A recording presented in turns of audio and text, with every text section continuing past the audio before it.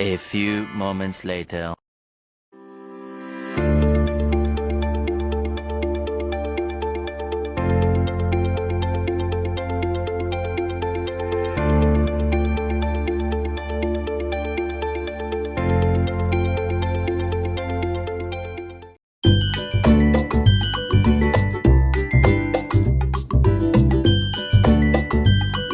Baik, yang pertama di sini terdapat pengertian sholat dan dasar hukum sholat. Sholat secara etimologi atau secara bahasa berarti doa. Sedangkan secara terminologi dapat disimpulkan bahwa sholat merupakan sarana komunikasi dan pendekatan diri antara hamba dan Al-Khaliq yang Maha Pencipta. Jadi dapat disimpulkan sholat adalah ibadah dalam bentuk perkataan dan perbuatan tertentu dengan menghadirkan hati secara ikhlas dan khusyuk. Dimulai dengan takbiratul ihram dan diakhiri dengan salam, menurut syarat dan rukun yang telah ditentukan Allah dan Rasul-Nya. Di sini terdapat dasar hukum sholat, mewakili dalam surat An-Nisa ayat 103. Bismillahirrahmanirrahim. Inna sholata kanat 'alal mu'minina kitaban mawquta. Yang artinya, sungguh salat itu adalah kewajiban yang ditentukan waktunya atas orang-orang yang beriman. Jadi dapat disimpulkan, dasar hukum salat merupakan wajib. Baiklah, selanjutnya materi tentang perbedaan pendapat ulama tentang rukun dan syarat salat. Yang pertama, niat. Dalam 4 mazhab, kebiasaan bahwa niat itu adalah wajib, sedangkan mengungkapkannya dengan kata-kata adalah hal yang tidak diminati. Ibnu Qayyim berpendapat bahwa Rasulullah SAW saat hendak solat, beliau langsung mengucapkan Allahu Akbar tanpa memikirkan kalimat apapun sebelumnya dan tidak melaksanakan niat sama sekali. Yang kedua, takbiratul ikram. Mazhab Syafi'i berpendapat boleh mengatakan Allahu Akbar dengan Allahu Akbar ditambah dengan alif dan lam sebelum kata akbar. Mazhab Maliki dan Hambali berpendapat bahwa tidak boleh menggunakan bahasa lain selain Allahu Akbar.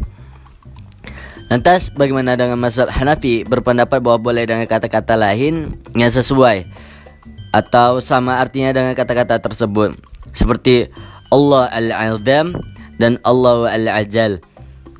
Mazhab Syafi'i, Maliki dan Hambali mengemukakan bahwa mengutarakan dalam bahasa Arab adalah wajib, walaupun orang yang sholat itu adalah orang ajam. Hanafi memberi pendapat bahwa sah mengartikannya dengan bahasa apa saja, walau yang bersangkutan bisa bahasa Arab. Di antara perbedaan di atas, persamaan yang dapat diambil bahwa semua mazhab berpendapat bahwa takbiratul ikram adalah wajib hukumnya dengan mengartikan kata Allahu Akbar yang didengarkan oleh sendiri ataupun orang lain. Posisi tangan saat takbiratul ikram, kesimpulannya dari perbedaan tinggi mengangkat tangan saat takbiratul ikram adalah dapat dilakukan sejajar atau lebih tinggi dari daun telinga dengan ibu jari rapat dengan jari-jari lainnya juga dapat direnggangkan sedangkan wanita hanya mengangkat tangan setinggi bahu saja. Tapi tak menutup diri dari sahnya solat ketika laki-laki mengangkat tangan hanya setinggi bahu, karena dari kesemua cara tersebut terdapat hadis yang menyertainya.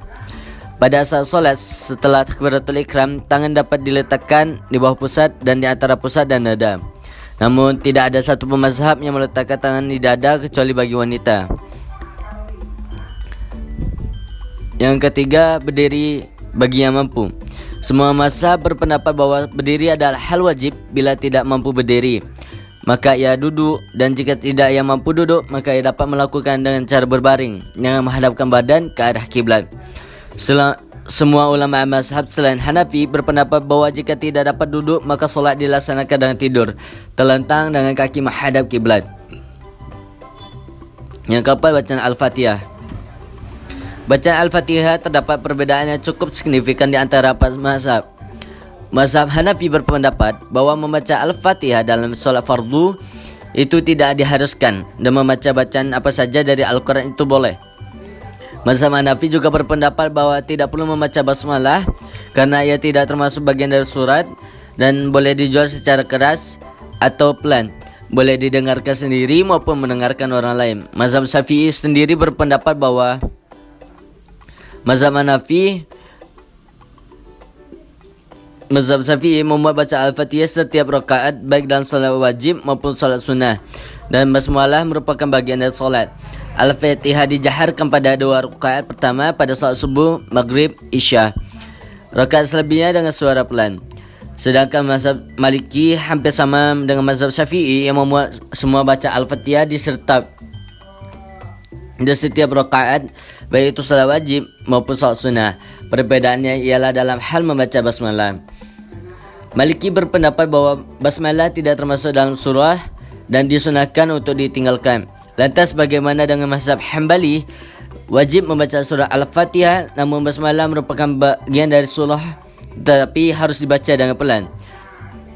Nah, tentang perkara amin, 4 mazhab menyatakan bahwa membaca amin adalah sunnah berdasarkan hadis Abu Hurairah bahwa Rasulullah SAW bersabda, kalau ingin memikirkan ghairan maghdubi alaihim wala zalim, maka kalian harus memikirkan amin. Yang kelima, ruku'. Semua ulama mazhab menunjukkan bahwa ruku' adalah wajib di dalam solat. Namun mereka berpendapat yang berbeda tentang wajib atau tidaknya bertumaninah di dalam ruku'. Yang ini ketika ruku' semua anggota badan harus diam, tidak bergerak, dan juga perbedaan dalam mengucapkan subhanallah rabbiyal azim. Mazhab Hanafi adalah salah satu yang berpendapat bahwa tumaninah tidak diwajibkan, hanya melakukan peregangan badan dengan lurus. Sementara mazhab yang lain wajib tumaninah dengan menjepit sampai 2 telapak tangan orang solat itu berada pada 2 lututnya. Mazhab Syafi'i, Hanafi dan Maliki menyatakan tidak wajib berzikir ketika solat, hanya disunahkan saja memikirkannya. Subhanallah rabbil azim Dan sedangkan Hambali membaca tasbih ketika ruku adalah wajib. Kalimatnya menurut Hambali adalah subhan rabbil azim. Hanafi berpendapat tidak wajib mengangkat kepala dari ruku, yakni i'tidal, yaitu dalam keadaan berdiri, dibolehkan untuk langsung sujud. Namun hal itu dianggap makruh bagi mazhab-mazhab yang lain, yang menurut mereka wajib mengangkat kepala dan beriktidal serta disunahkan membaca tasmi', yaitu mengartikan sami Allahu liman hamidah. Nah, yang keenam, semua ulama mazhab menunjukkan bahwa sujud itu wajib dilakukan 2 kali pada setiap rakaat. Mereka berpendapat bahwa tentang batasannya. Maliki, Syafi'i dan Hanafi berpendapat yang wajib menempel hanyalah dahi, sedangkan yang lain adalah sunnah.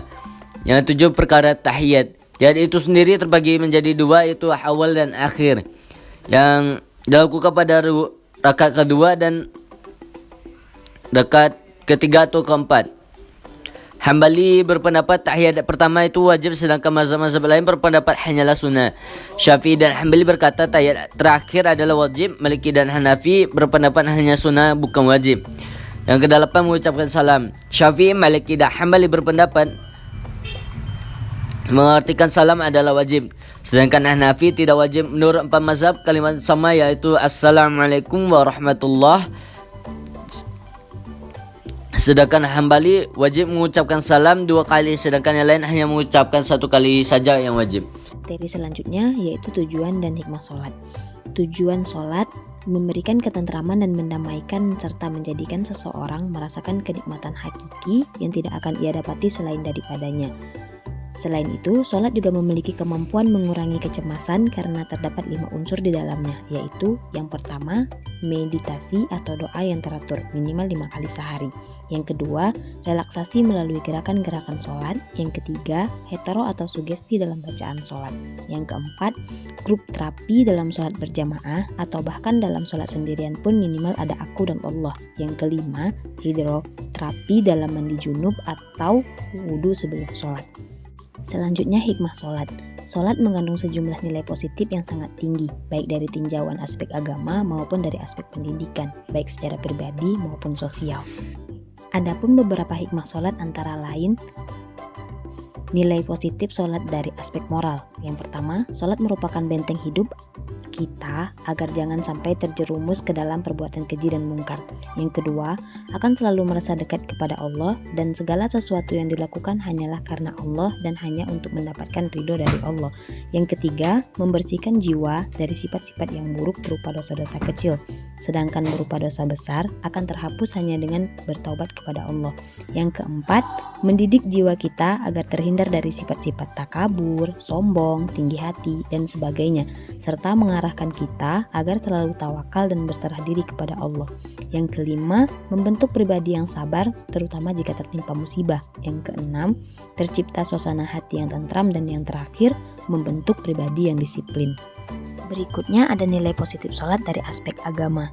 Adanya jalur komunikasi antara seorang hamba dengan Tuhannya, menampakkan pengabdian kepada Allah, menyerahkan segala urusan kepadanya, memperoleh keamanan, ketentraman, dan keselamatan dalam sambutannya, yang merupakan jalan menuju kebahagiaan dan kesuksesan serta pemusnahan kejahatan dan kesalahan. Seperti dalam Quran Surat Al-Mu'minun ayat 1 dan 2 yang artinya, sesungguhnya beruntunglah orang-orang yang beriman, yaitu orang-orang yang khusyuk dalam sholatnya. Berikutnya ada nilai positif sholat dari aspek kepribadian. Dengannya seseorang akan mendekatkan diri kepada Allah. Dan selanjutnya ada nilai positif sholat dari aspek kesehatan. Sholat bisa dikatakan sebagai bentuk olahraga yang bisa meningkatkan metabolisme tubuh seseorang. Sholat juga mampu meningkatkan kesehatan kardiovaskular secara keseluruhan. Dan yang terakhir, nilai positif sholat dari aspek kemasyarakatan. Sholat dapat mempertebal rasa kebersamaan dalam masyarakat, meningkatkan sumber daya manusia menuju kemajuan, menumbuhkan rasa kesertakawanan sosial dan kesatuan pola pikir, sehingga terbinalah kesatuan umat yang utuh.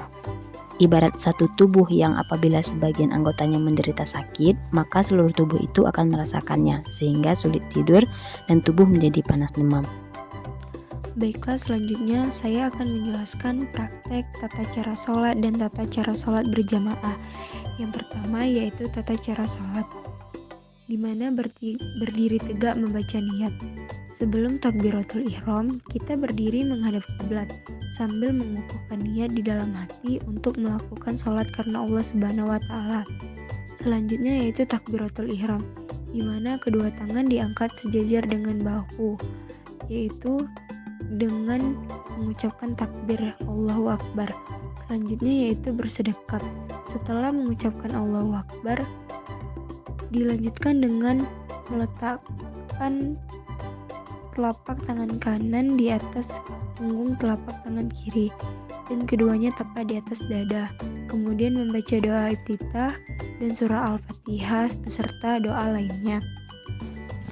Selanjutnya yaitu ruku, di mana ruku dengan bacaan tasbih.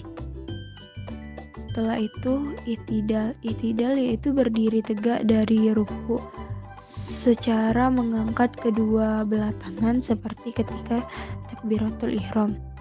Setelah itu dilanjutkan dengan sujud. Setelah sujud dengan dilanjutkannya tahiyat, dan yang terakhir yaitu mengucapkan salam.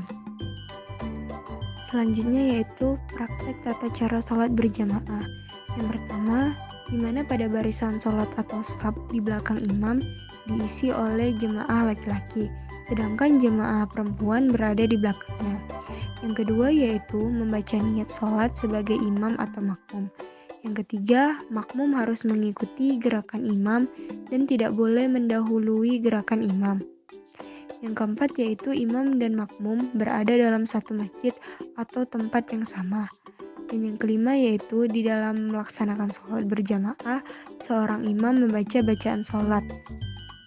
Dan yang terakhir adalah setelah salam, imam membaca zikir dan doa bersama-sama dengan makmum atau membacanya sendiri. Baiklah, materi selanjutnya itu tentang tata cara menegur imam yang keliru dalam sholat. Nah, di sini ada beberapa cara kita menegur imam yang keliru dalam sholat. Yang pertama, apabila imam salah atau lupa dalam segi perbuatan, maka makmum harus menegurnya dengan isyarat. Yang kedua, apabila imam salah atau lupa dalam segi ucapan atau bacaan, makmum hendaklah mengingatkan bacaan yang dimaksud imam agar ia dapat melanjutkan bacaan tersebut. Di sini, cara menegur imam yang salah atau lupa itu bagi makmum laki-laki dan perempuan itu berbeda. Bagi makmum laki-laki, yaitu dengan cara menegurnya dengan isyarat mengucapkan subhanallah. Sedangkan bagi makmum perempuan, cara menegurnya ialah dengan tepukan tangan sebanyak 3 kali seperti sabda Nabi Muhammad SAW. Baiklah, materi selanjutnya yaitu tentang tata cara menjadi makmum masbuk. Yang pertama, jika imam sedang membaca surah Al-Fatihah secara nyaring, maka makmum takbiratul ihram kemudian mendengarkan bacaan imam. Yang kedua, jika imam sedang membaca surah Al-Fatihah secara lirih, maka makmum takbiratul ihram kemudian membaca surah Al-Fatihah. Yang ketiga, jika imam sedang ruku, makmum bertakbiratul ihram kemudian ikut ruku sesudah takbiratul ihram. Yang keempat, jika imam sedang iktidal, makmum bertakbiratul ihram kemudian ikut iktidal. Yang kelima, jika imam sedang sujud, maka makmum bertakbiratul ihram kemudian ikut sujud. Yang keenam, jika imam sedang duduk di antara dua sujud, maka makmum bertakbiratul ihram kemudian ikut duduk.